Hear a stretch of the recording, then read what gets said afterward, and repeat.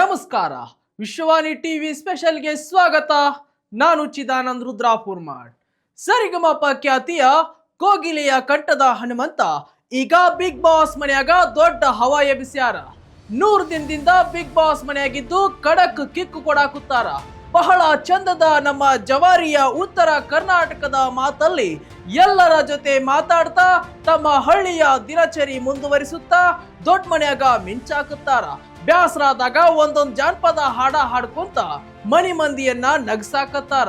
Simple ನಡೆಯ ಮೂಲಕ big boss show ವೀಕ್ಷಕರ ಮನಸ್ಸು ಗೆದ್ದಿದ್ದಾರೆ ಹನುಮಂತ.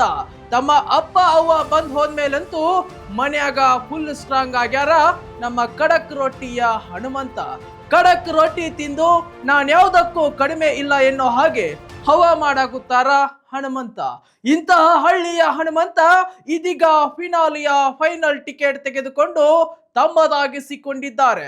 ಹನುಮಂತನ ಮುಂದೆ ಅದೆಂತುದೇ ಘಟಾನುಘಟಿ ಸ್ಪರ್ಧಿಗಳು ಗಪ್ ಚುಪ್ ಆಗ್ಯಾರ.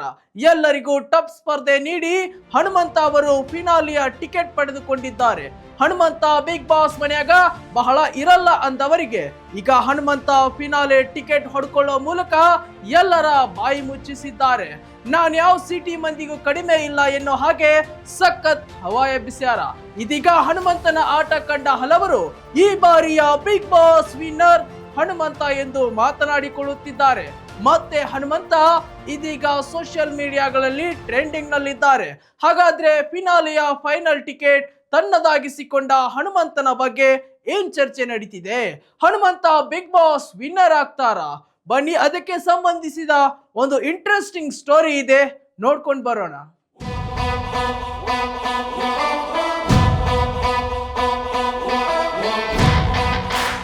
ಸಿಂಪಲ್ ಆಗಿ ಕಾಣಿಸುವ ಜವಾರಿ ಹನುಮಂತ ಇದೀಗ ಅಸಾಮಾನ್ಯ ವ್ಯಕ್ತಿಯಾಗಿ ಹೊರಹೊಮ್ಮಿದ್ದಾರೆ.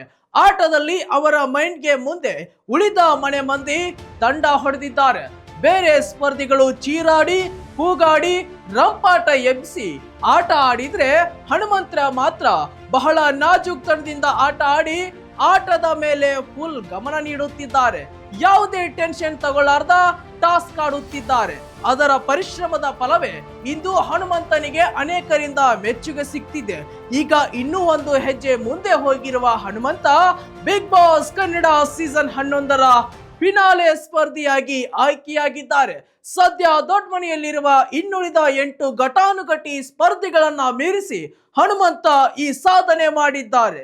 ಫಿನಾಲೆ ಟಿಕೆಟ್ ಪಡೆಯಲು ಬಿಗ್ ಬಾಸ್ ಒಂದು ಟಾಸ್ಕ್ ನೀಡಿತ್ತು.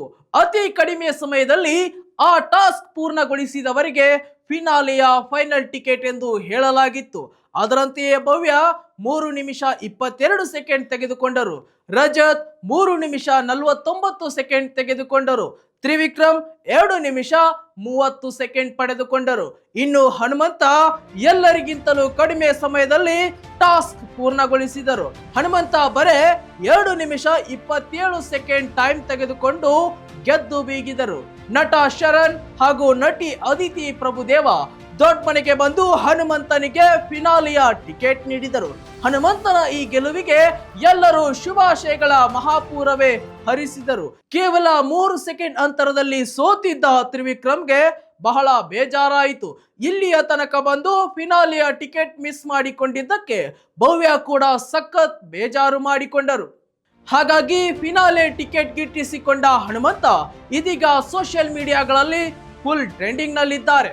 ಹನುಮಂತ ಬಿಗ್ ಬಾಸ್ ಟ್ರೋಫಿ ಗೆದ್ದು ಬರುವಂಗಾಗ್ಲಿ ಎಂದು ಅನೇಕ ಕಡೆಗಳಿಂದ ಹಾರೈಕೆಗಳು ಬರುತ್ತಿವೆ. ಗೆದ್ದು ಬಾ ಹನುಮಂತಣ್ಣ, ಉತ್ತರ ಕರ್ನಾಟಕದ ಕೀರ್ತಿ ಪತಾಕೆ ದೊಡ್ಡ ಮನೆಯಲ್ಲಿ ಹಾರಿಸು, ವಿ ಲವ್ ಯು ಹನುಮಂತಣ್ಣ.